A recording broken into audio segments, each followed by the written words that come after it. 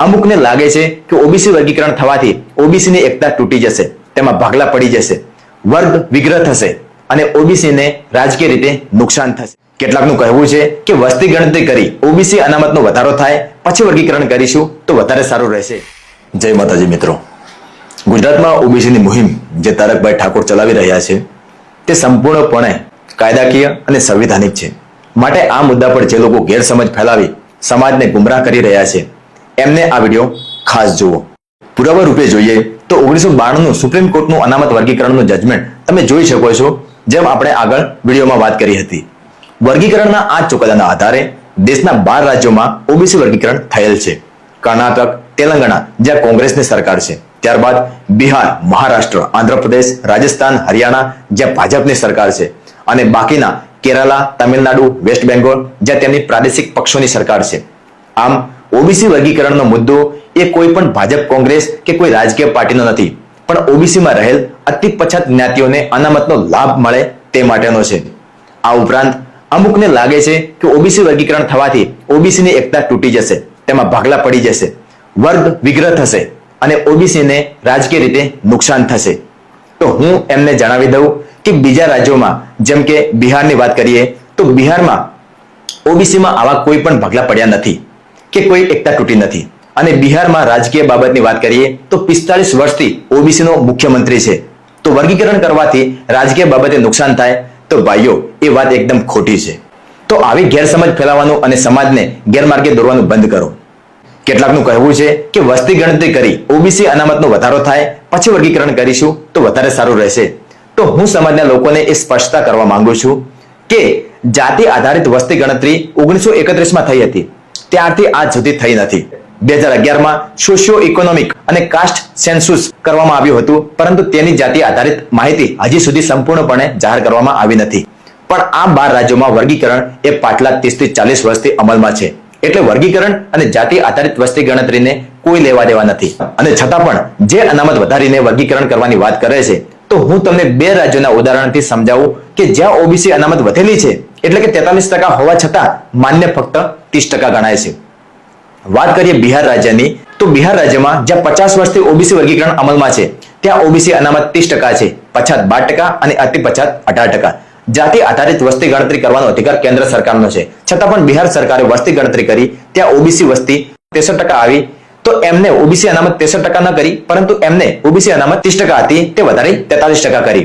આમ પછાતને 12% અનામત હતી તેમાં 6 એડ કરી 18 કરી અને અતિ પછાતને 18 હતી પ્લસ 7 કરી 25 કરી. આમ અગાઉ જે વર્ગીકરણ થયેલું હતું એ બંને સમૂહને 2 ભાગમાં વહેંચી દીધું, પરંતુ પટના હાઈકોર્ટે તેને રદ કરી દીધું. ત્યારબાદ બિહાર સરકારે સુપ્રીમ કોર્ટમાં અપીલ પણ કરી, પણ સુપ્રીમ કોર્ટે સ્ટે આપવાનો ઇનકાર કરે છે. સ્ટે એટલે કોઈ ચુકાદો ન આપવો. આમ સ્ટે ન મળતા બિહારમાં વધારેલી અનામત માન્ય ગણાતી નથી, જેથી બિહારમાં 43% ઓબીસી અનામત હોવા છતાં 30% જ માન્ય ગણાય છે. તેવી જ રીતે તેલંગાણામાં 27% અનામતમાં વધારો કરી 42% કર્યો છે, પરંતુ રાજ્યપાલ શ્રીએ તે વધારામાં સહી નથી કરી, જેથી ત્યાં વધારો લાગુ પડ્યો નથી. ત્યાં પણ હાલ 27% અનામત જ અમલમાં છે અને જો વધારો થશે તો પણ કોર્ટ દ્વારા સ્ટે આપવામાં આવશે નહીં, જેથી બિહારની જેમ વધારો લાગુ પડશે નહીં. તો જે લોકો એમ કહે છે કે ગુજરાતમાં અનામતમાં વધારો કરીને વર્ગીકરણ કરો, તો મારે એમને કહેવું છે કે હાલ ગુજરાતમાં 27% અનામત છે, તો એને વર્ગીકરણ કરીને 6% પછાત અને 21% અતિ પછાતને આપવામાં આવે, જેથી ગુજરાતમાં પણ ઓબીસીની અતિ પછાત જ્ઞાતિઓને ઓબીસી અનામતનો લાભ મળે. ગુજરાતમાં પણ બીજા રાજ્યોની જેમ 2 મેરિટ આવે અને જ્યારે અનામતનો વધારો થશે ત્યારે બંને સમૂહને વધેલી અનામતને 2 ભાગમાં વહેંચી દેવાશે. પરંતુ આપણે જો એ વહેમમાં રહ્યા કે વસ્તી ગણતરી થશે ત્યારે અનામતમાં વધારો થશે અને પછી વર્ગીકરણ કરીશું, તો ભાઈઓ આવી વિચારધારા મત રાખજો. આ બધું થતા 5 થી 10 વર્ષ લાગશે અને એનું પણ કંઈ નક્કી નથી. તો 5 વર્ષની રાહ જોઈ અત્યારે 27% માંથી 1-2% લાભ લઈને અન્યાય સહન કરવો એ તમને કઈ રીતે યોગ્ય લાગે છે? મારું કહેવું એવું છે કે હાલ આપણા દીકરા દીકરીઓ જે પોલીસની ભરતી ગઈ એમાં 100 થી 109 માર્ક્સ વચ્ચે 2000 કરતા વધારે દીકરા દીકરીઓ હતા, પરંતુ આ અસમતાના લીધે એમના સપના અને અરમાનોની બલી ચડી ગઈ.